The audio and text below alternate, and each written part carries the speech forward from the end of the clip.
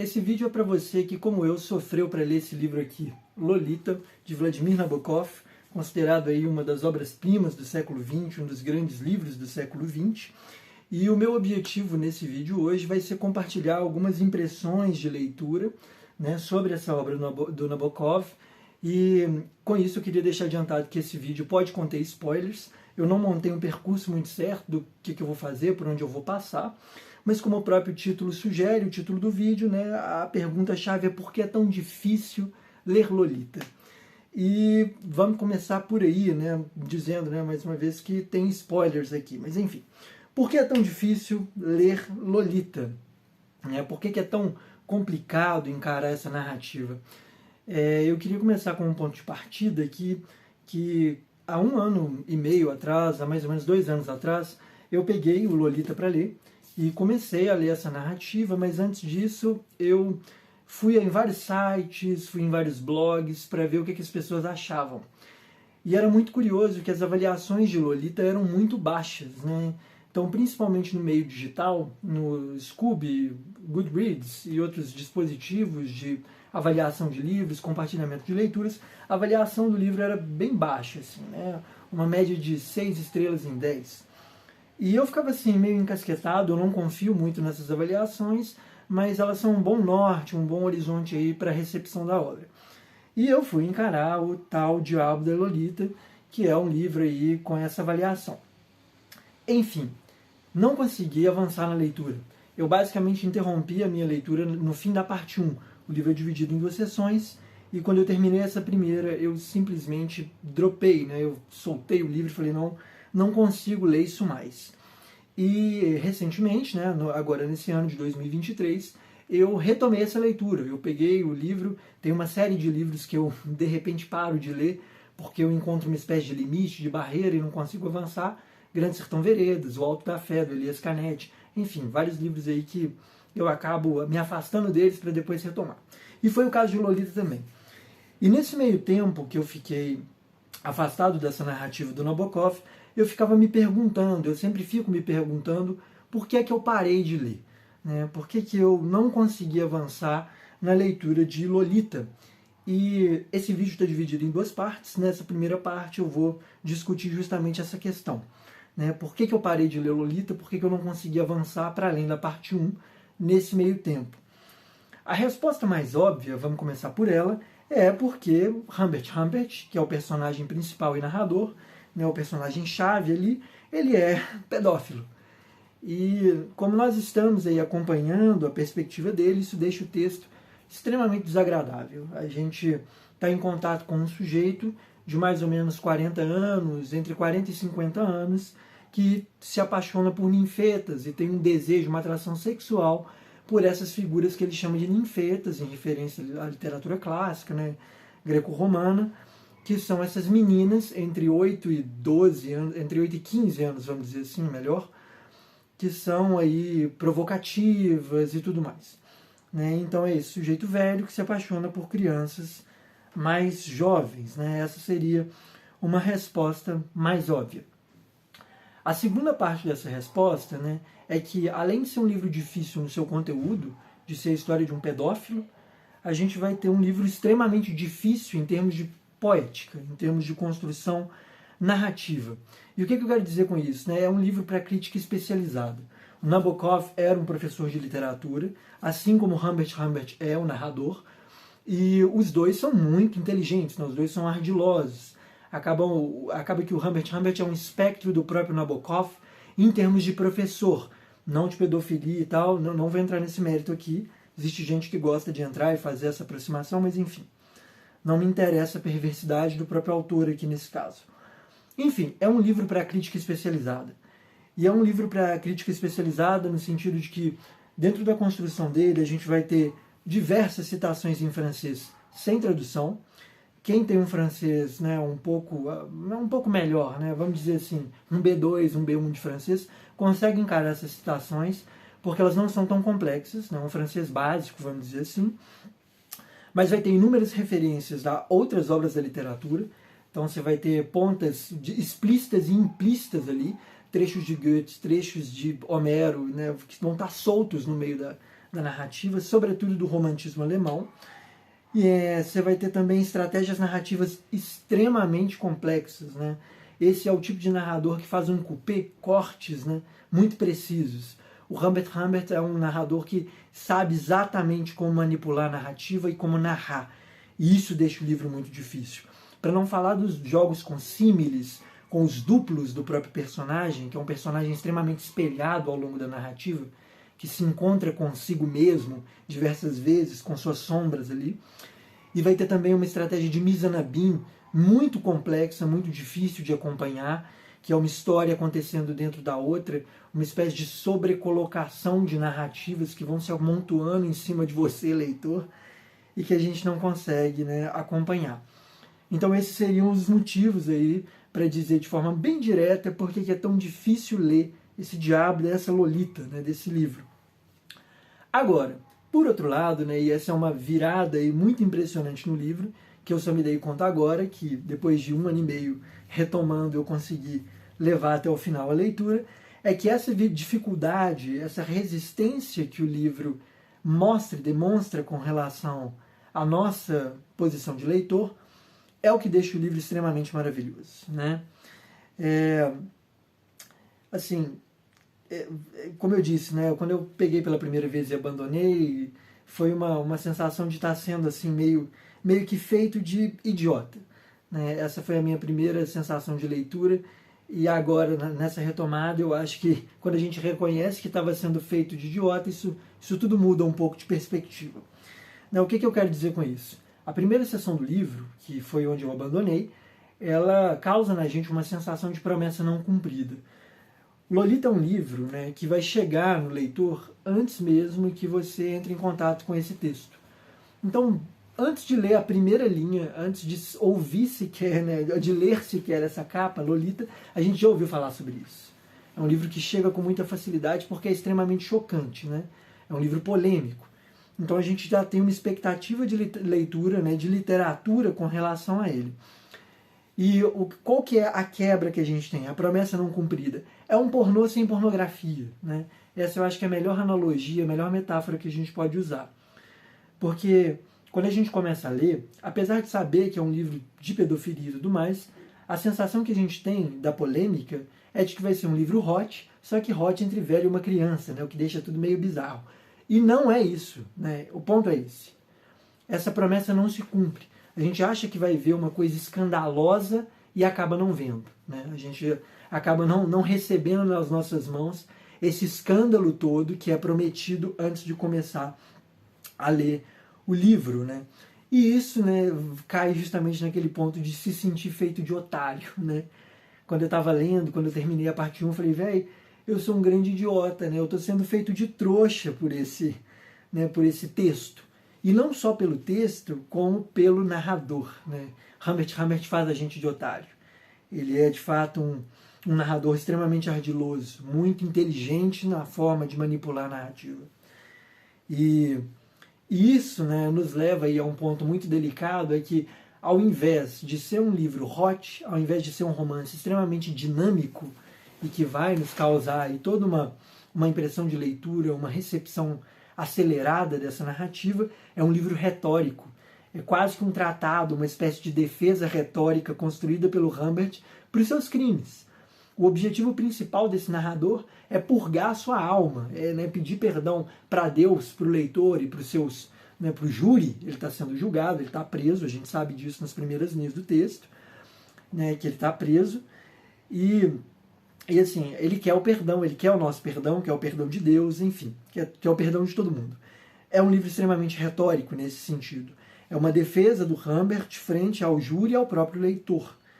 Né? Mas o ponto é, quando a gente se dá conta disso, de que é basicamente uma defesa ardilosa, arquitetada pelo Humbert, o livro fica maravilhoso, o livro fica incrível.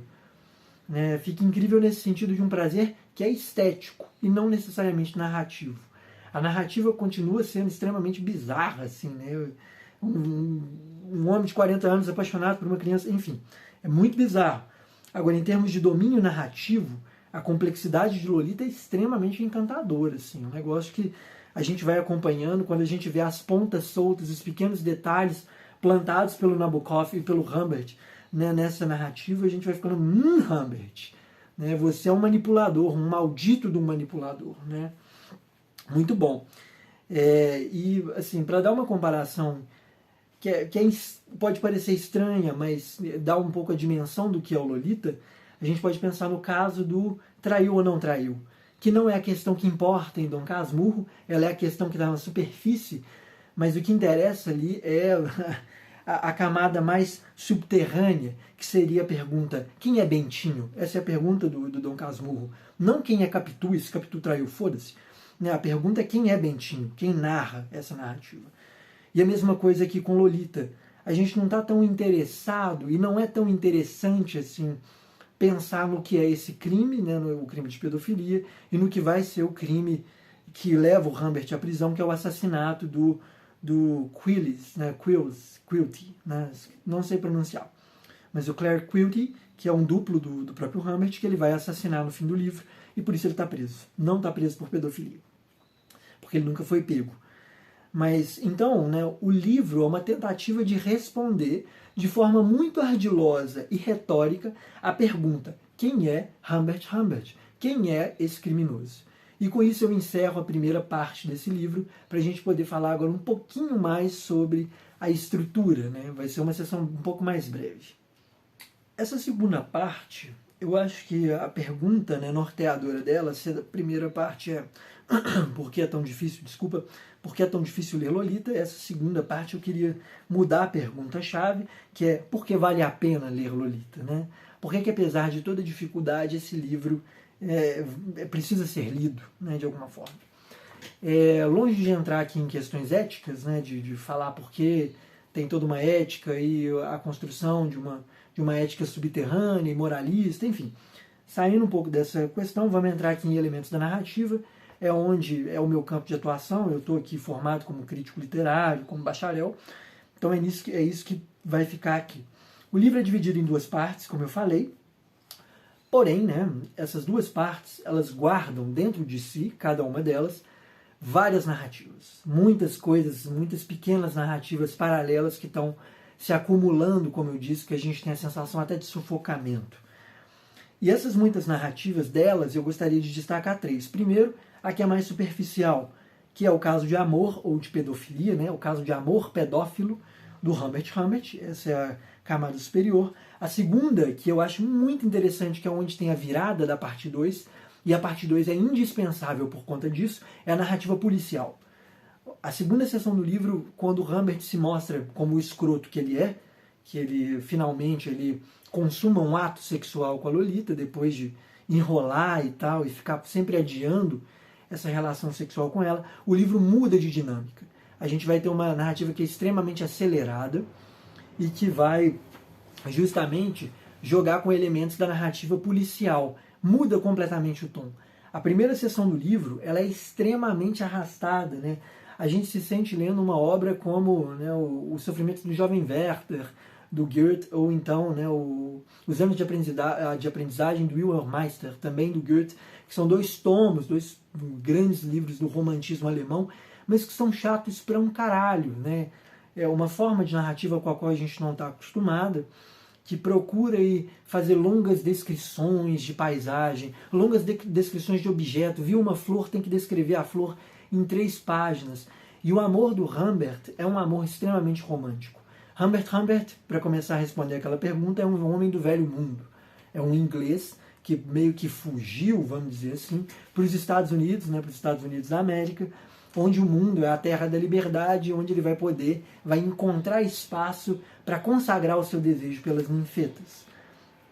E, né, essa primeira parte, que vai, né, na qual ele está arquitetando o seu plano para viver esse caso de amor, vai ser uma espécie de romance de formação. A formação desse amor, o nascimento desse desejo pelas ninfetas, até a sua consagração, a sua consumação, que vai ser também o ponto de destruição do próprio Humbert. Enfim, na parte 2, né? Na parte 2 é que isso vai ser destruído.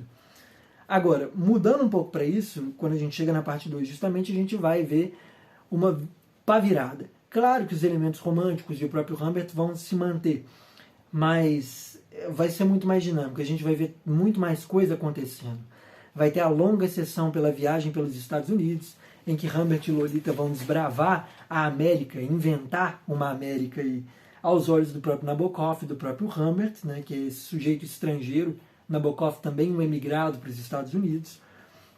E, além disso, a gente vai ter a cena de perseguição do Humbert, quando a Lolita fica doente e é, entre aspas, sequestrada ou resgatada. Fica aí a dúvida, são leituras possíveis, né?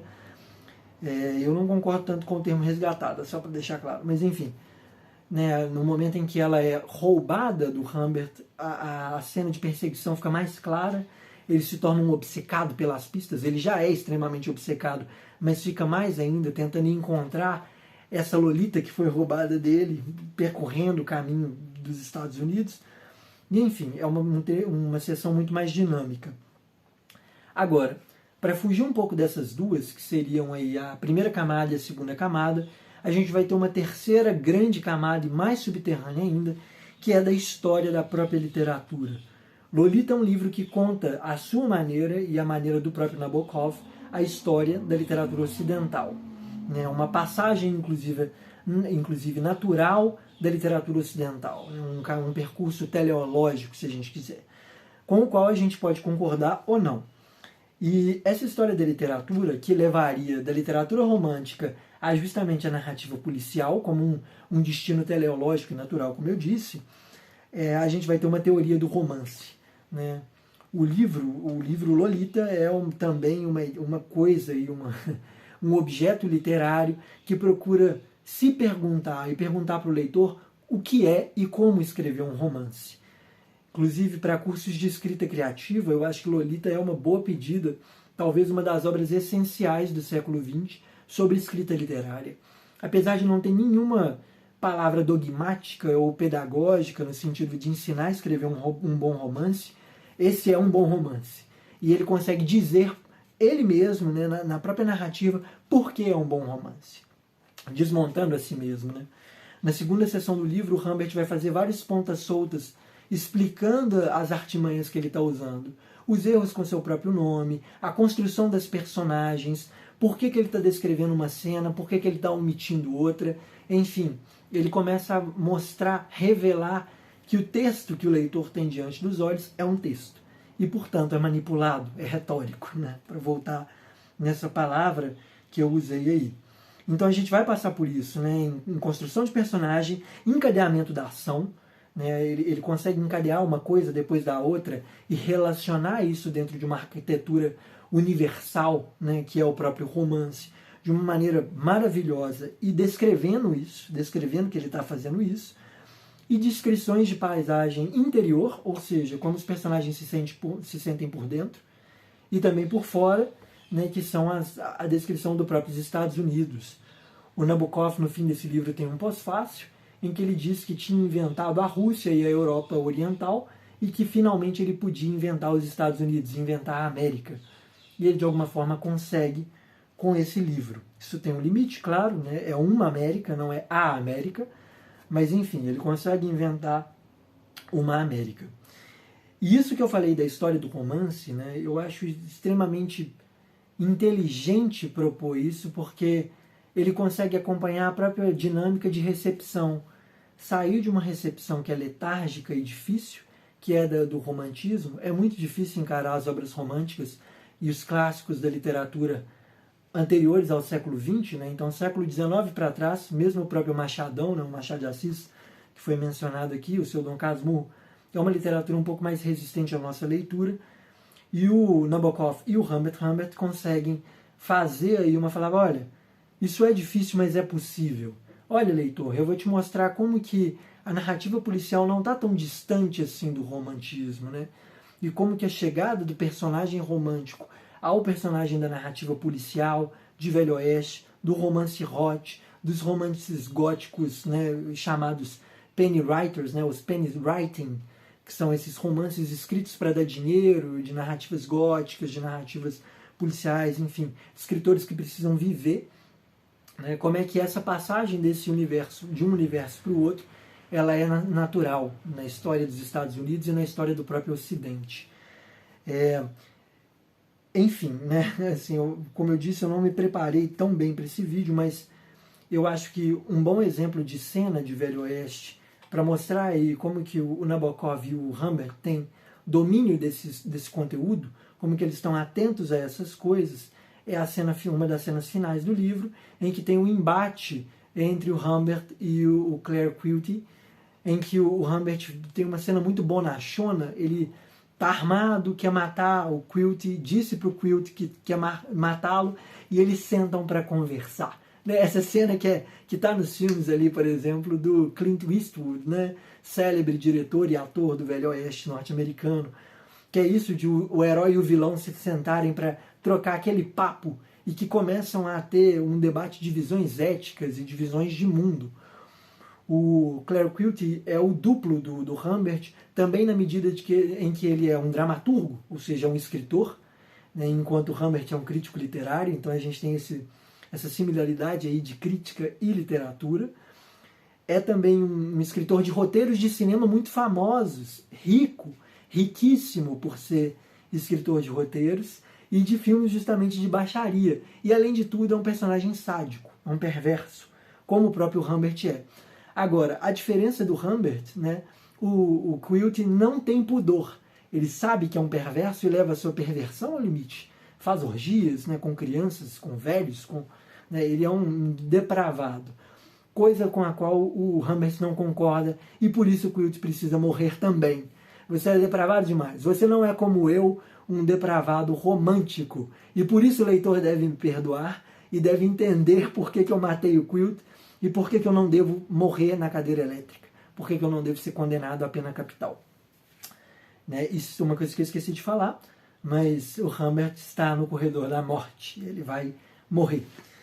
E isso é muito interessante, né? Porque o livro é uma justificativa de por que o amor dele e a pedofilia dele, o amor perverso, ele também é um perverso, um maníaco aí. Por que o dele vale e o do Claire Quilty não vale, né? Que tipo de pedofilia é autorizada e não é?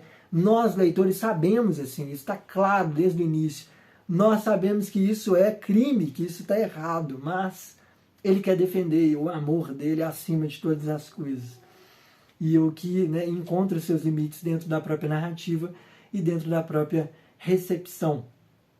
Agora, uma coisa que me surgiu aqui, né, como um lampejo, que eu acho muito interessante de se observar, se você, leitor, quiser retomar ou quiser ler esse livro pela primeira vez, é talvez encarar que existe uma passagem muito interessante de um mundo que é o mundo antes e depois da indústria cultural.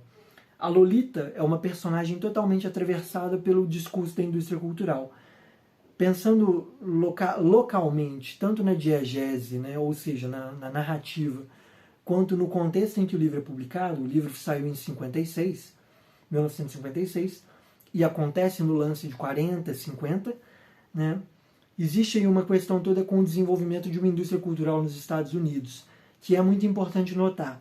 A Lolita ama cinema, ama revistas da moda, ama narrativas de folhetim, essas narrativas rápidas de revista e tudo mais. E essas coisas vão ser uma espécie de porto seguro ou local um ponto de deslocamento, de convergência para o desejo do Humbert. O Humbert, inclusive, deixa eu pegar o livro aqui e ler a contracapa para vocês, ele chega a encontrar nesse lugar, nos Estados Unidos, um ponto de sustentação para o seu desejo. O que me leva à loucura, leitor, é a natureza dupla dessa ninfeta, talvez de todas as ninfetas. Né? Isso é uma frase muito importante dentro do livro, que ele diz que estar distante da Lolita, estar separado da Lolita, não o curou da pedofilia. Isso é terrível de ouvir, mas é uma frase capital no livro. Enfim, continuando. Talvez de todas as ninfetas. Essa mistura em minha Lolita de uma infantilidade terna e sonhadora com uma espécie de estranha vulgaridade, derivada dos rostinhos atrevidos que aparecem nos anúncios e nas fotos de revista, das rosadas imagens de criadinhas adolescentes. É uma crítica à indústria cultural também. Fique com isso na cabeça. Humbert critica ao mesmo tempo o velho mundo, o mundo em que a pedofilia nem existia enquanto conceito, porque a própria ideia de infância não existia, era possível se casar com uma menina de 12 anos. Né? era tudo bem, né, nesse mundo arcaico, enfim. E ao mesmo tempo, no mundo moderno, isso foi completamente assimilado por uma indústria. A indústria estimula que eu seja pedófilo, leitor. Me perdoe, não é culpa minha, é culpa da indústria.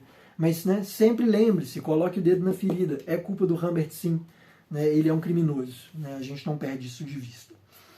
Enfim, eu poderia falar muito, muito, muito mais sobre isso. Eu ainda estou totalmente afetado pela leitura. Estou gravando isso na manhã que eu terminei de ler. Então eu vou interromper o vídeo por aqui, fazer um corte. Espero que você tenha gostado dele, né? Espero que seja um livro motivador aí para que você também consiga levar essa leitura até o final e que possa pensar criticamente esse texto, tanto nos termos da narrativa quanto nos termos do conteúdo, né? Nos termos da narrativa enquanto forma, quanto do conteúdo narrativo desse sujeito pedófilo, mas que é também um historiador da própria literatura, como Humbert. Enfim, eu paro o vídeo por aqui, agradeço por você ter assistido e até o próximo vídeo.